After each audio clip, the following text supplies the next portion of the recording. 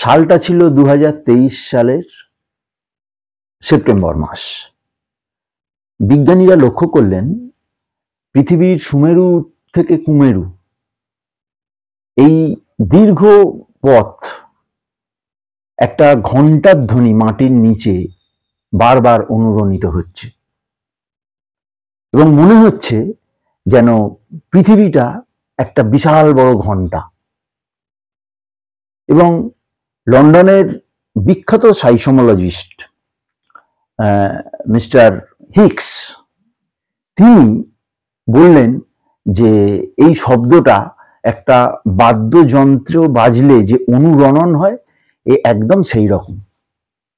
এখন এই পর্যন্ত শুনে আমাদের মনে হতেই পারে যে আমাদের যে বিজ্ঞান, প্রাচীন বিজ্ঞান, সেই প্রাচীন বিজ্ঞান ঘন্টার যে এক মাহাত্ম্য আছে সেটা অনেক আগেই আবিষ্কার করেছিলেন। এবং সময়টা লক্ষ্য করুন, 9 দিন টানা বেজেছিল 90 সেকেন্ড অন্তর অন্তর। এটা বলছেন কারা? বিজ্ঞানীরা।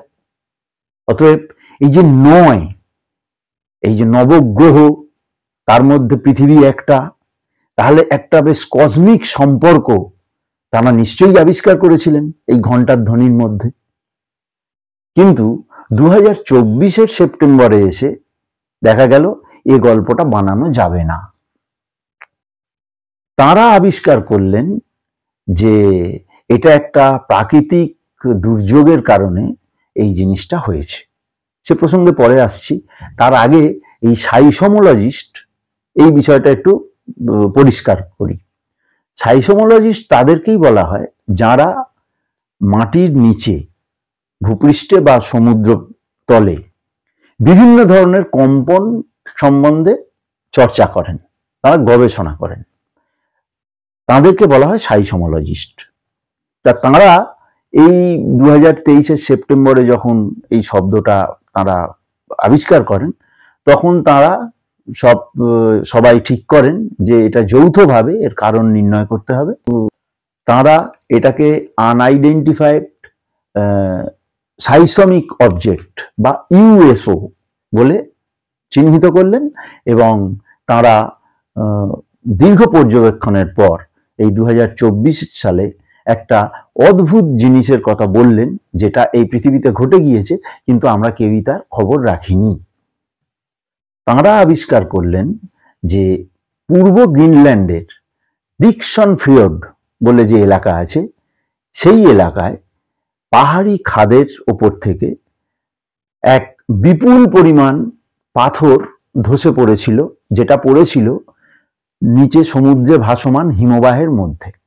এবং সেই হিমবাহের ওপর সেগুলো পড়ে হিমবাহের ফাটলের মধ্যে দিয়ে সেই পাথর এবং বরফ যে মিশ্রণ, সেইটা পড়ে এক তীব্র কম্পনের সৃষ্টি করেছিল।